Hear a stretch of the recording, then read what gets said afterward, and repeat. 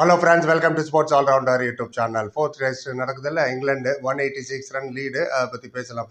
Third day என்னாச்சுன்னு. India 358, England 544 for 7. S, நிறைய பேர் சொன்னீங்க, ஏன் சார் ஆர்ஷா பேசுகிறீங்க, ரீபில்டிங் ப்ராசஸில் இருக்காங்க, இன்னும் எக்ஸ்பீரியன்ஸ் டீமு, கொஞ்சம் டைம் கொடுங்க, அவங்க ரெடி ஆகிடுவாங்க அப்படிலாம் நிறைய பேர் எக்ஸ்கியூஸ் சொல்லிட்டு இருக்காங்க சோஷியல் மீடியாவில்.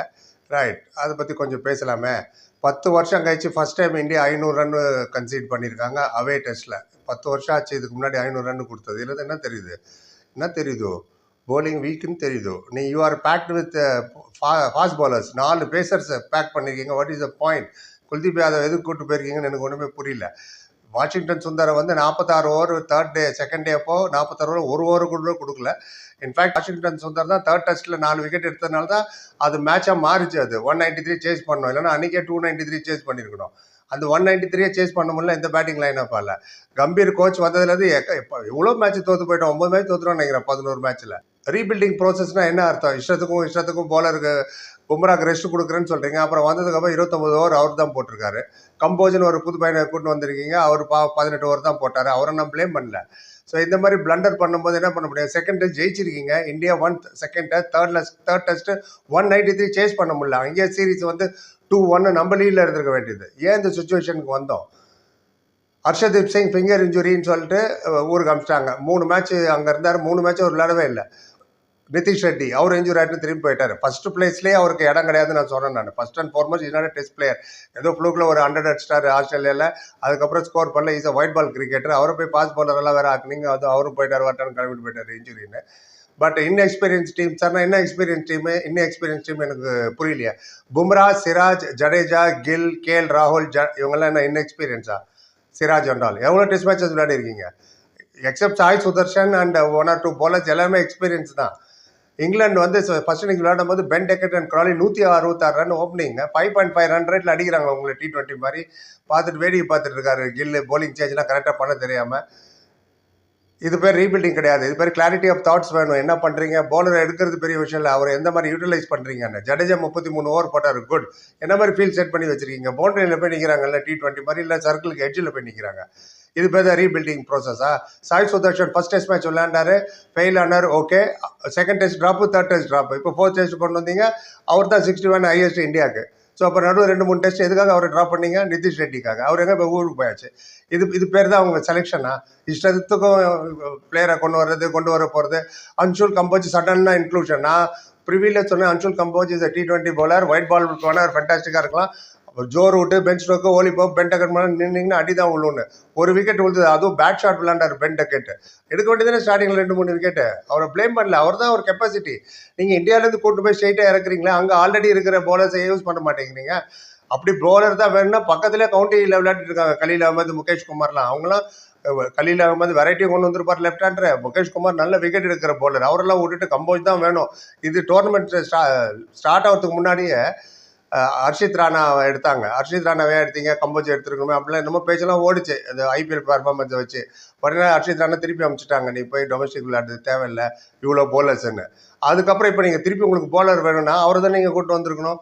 ஒரிஜினல் ஸ்குவாடில் அவர் தானே இருந்தார். அவரை விட்டு எதுக்கு கம்போஜை கூட்டு வந்தீங்க? இப்போது லைக்ஸ் அண்ட் டிஸ்லைக்ஸ் இருக்கிற வரைக்கும் இந்த மாதிரி தான் ஆகிட்டு இருக்கும். சுப்மன் கில்லு, கௌதம் கம்பீர்லாம் ப்ரெஷர் வந்துச்சுன்னா என்ன பண்ணுன்னு தெரியல. ஒயிட் பாலில் வேணால் அவங்க பெரிய கேப்டன், குஜராத் டைட்டன்ஸ் பெரிய கேப்டனாக இருந்திருக்கலாம். கேப்டன் மட்டும் இருக்கிற மாதிரியே தெரியல. ஈவன் கோச்சுக்கு தான் சொன்னேன், 18 சீரீஸ் ஹோம் சீரீஸ் ஜெயிச்சோம், 19 நியூசிலாண்டை தோற்று நிற்கிறோம் 3-0. 2 வருஷம் முன்னாடி நியூசிலாந்து இந்தியாவில் அடிச்சுட்டு போச்சு. 2 வேர்ல்டு டெஸ்ட் சாம்பியன்ஷிப் ஃபைனல் விளையாண்ட டீம் இது. அண்ட் 500 ரன் 10 வருஷமாக கொடுத்ததில்ல அப்ராடில், இதோ அதையும் கொடுத்தாச்சு. So it's not ordinary team. ஒரு லெகசியை விட்டு போயிருக்காங்க. சச்சின் டெண்டுல்கர் ஆகட்டும், டிராவிடு, லக்ஷ்மண், ஜஹீர் கான், அதுக்கப்புறம் வந்த உங்களுக்கு விராட் கோலி, ரோஹித் சர்மா அண்டா, அஸ்வின். இப்போ தெரியுது அஸ்வின் இல்லாத எவ்வளோ கஷ்டம்னு. ஏன் கொண்டு போன குல்தீப்பே இவங்க யூஸ் பண்ணலையே? பென் ஸ்டோக்ஸ் 8 வருஷம் கழிச்சு 5 விக்கெட் எடுக்கிறாருங்க ஆஃப்டர் 8 இயர்ஸ். ஏன்னா அப்போ ஆண்டர்சன், பிராட் தான் கண்டினியூஸாக விக்கெட் எடுத்தனால இவர் தேவைப்படும் போது அவரும் தான் இன்ஜுரி வந்து விளையாடல. சுந்தர் 4 விக்கெட் எடுத்தவரை நீங்கள் 46 ஓவர் வரைக்கும் செகண்ட் டேல கொண்டு வரல. தேர்ட் டேல கூட 70வது ஓவரில் அவர் வர போலிங் வந்தோடனே பேக் டு பேக் விக்கெட் எடுக்கல, 2 விக்கெட் எடுக்கல, டக்குன்னு ஓலி போப்பலாம். அப்போ என்ன பண்ணியிருக்கோம் நீங்கள்? உடனே அந்த எண்ட்லேருந்து ஜடேஜா கொண்டு வர வேணாமா இல்லையா? சரி, டேண்டமாக விக்கெட் எடுக்கிறாங்க, நம்ம ஃபாஸ்ட் பவுலரெல்லாம் ஒன்றும் பண்ண முடியலன்னு. ரிவர்ஸ் ஸ்விங் இல்லை, இன் ஸ்விங் இல்லை, அவுட் ஸ்விங் இல்லை, பவுன்சர் இல்லை, ஷார்ட் பிச் போட்டால் ஸ்லோவாக வருது. ஸோ இப்படி இருக்கும்போது நீங்கள் அந்த எண்ட்லேருந்து ஸ்பின்னரை கொண்டு வந்தால், ஜடேஜா 33 ஓவர் போட்டார்ல, அந்த நேரத்தில் கொண்டு வந்தால் கும்ப்ளே ஹர்பஜன் ஹிஸ்ட்ரி இருக்குது. அஸ்வின் ஜடேஜா டேண்டமாக போடும்போது தான் விக்கெட் நிறைய வரும். அவரை யூட்டிலைஸ் பண்ணாமல் சரியான ஃபீல் கொடுக்காம 33 ஓவர் போட்ட ஒரே ஒரு விக்கெட் தான். குல்தீப் யாதவ் ஏன் விளையாடல? அது பெரிய பெரிய பிளண்ட். அவர் என்ன அப்படி தப்பு பண்ணிட்டாரு எனக்கு தெரியல. அங்கே கூட்டு போய் வச்சு தோத்துட்டு தானே இருக்கிறீங்க. எதுக்கு உங்களுக்கு பிக் பேட்டிங் லைன் அப்புங்கிற நம்பர் 9 வரைக்கும் 193 சேஸ் பண்ண முடியல. அப்புறம் எதுக்கு இந்த 9 நம்பர் வரைக்கும் batsman go with 5 specialist bowler? நான் எப்போதுமே சொல்றது. இங்கே எங்கே ஒரு ஸ்பெஷலிஸ்ட் பவுலர் பும்ராவே டயர்ட் ஆகிட்டார். ஏன்னா ஒர்க் லோட் மேனேஜ்மெண்ட் ஒரே மேட்ச்சில் 28 ஓவர் கொடுக்குறீங்க. ஆனால் புதுசாக வந்த கம்போஜ் 18 ஓவர் தான் போடுறாரு. இது பேர் தான் ஒர்க் லோட் மேனேஜ்மெண்ட்டா? bowlers win you tournament, bowlers win you test matches. Akash தீப்னால தான் செகண்ட் டெஸ்ட் ஜெயிச்சது. 17 விக்கெட் எடுத்தாங்க அவங்க 2 பேரும். ஸோ bowlers அப்போ எப்போ அவங்க இன்ஜூர் ஆகிட்டாரோ ஆகாஷ் தீப், நீங்கள் ஸ்பின்னர் தானே இறக்கிருக்கணும். ஷார்துல் டாக்கூர் கான். ஃபர்ஸ்ட் ஒரு மேட்ச் ஏதோ நல்லா பர்ஃபார்ம் பண்ணாரு. குல்தீப் யாதவ் ஈஸியாக அவர் எடுத்து விளையாடுறது. நம்ம பேட்டிங் வேணுமா? ஷார்துல் டாக்கூர் வாஷிங்டன் சுந்தருக்கு மேலே வராரு பேட்டிங். இது என்ன கணக்குன்னு எனக்கு தெரியல. Joe root 150. அவர் ஸ்கோர் பண்ணலன்னா தான் ஆச்சரியம். 1000 ரன் இந்தியா தேவைப்படுது டெஸ்ட் மேட்ச் ஜெயிக்க. அதில் 20 ரனில் அவுட் ஆகிட்டாரு. Any moment he will come back, he will score பிக்னு. டான் பிராட்மனோட ரெக்கார்டே உடச்சிட்டாரு. மோஸ்ட் 100 அட் ஹோம் சிங்கிள் ஆப்போனண்ட்டுக்கு எதிராக. இந்தியாவுக்கு எதிரே நிறைய 100 அடிச்சிட்டாரு. அதுக்கு முன்னாடி பிராட்மேன் தான் ஒரு ஆப்போனண்ட்டுக்கு எதிராக நிறைய அடிச்சது. நம்பர் 2 ஆகிட்டார் டெஸ்ட் ரன்ஸில். சர்பாசிங் டிராவிடு கேலிஸு பாண்டிங்லாம் பின்னாடி விட்டாருக்கு. மேலே டெண்டுல்கர் மட்டும் தான் இருக்கார். India is the only team back to back Australia போய் டெஸ்ட் சீரிஸ் ஜெயிச்சாங்க. இதோட வீக்காக இருந்தது அந்த டீம். அவங்க ஜெயிச்சது. ஸ்டோக்ஸ் ஹாம்ஸ்ட்ரிங்னு வெளில போனார். 66 ரனில் திருப்பி வந்தார். இப்போ நாட் அவுட்டில் இருக்கார் 77.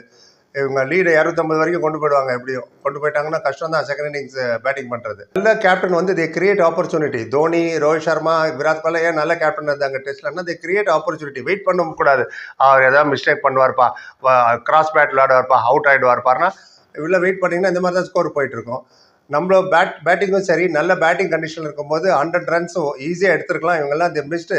ஜஸ்வால் 58, சாய் சுதர்ஷன் 61. சாய் சுதர்ஷன் நானும் 2 டெஸ்ட் மேட்ச் விளையாடல, இப்போ வராரு. கேஎல் ராகுல் 46 மிஸ்ட் அண்ட் ஆப்பர்ச்சுனிட்டி. அவங்க பாருங்கள், பென் டக்கட் 94 லெஃப்ட் ஹேண்டர், அவரை அடிக்க போய் அவுட் ஆனார்.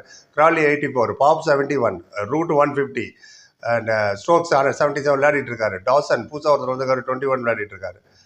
பும்ராக்கு 1 விக்கெட் தான் 95 run. Kamboj 1 wicket 4.9 economy rate. Siraj 1 for 113.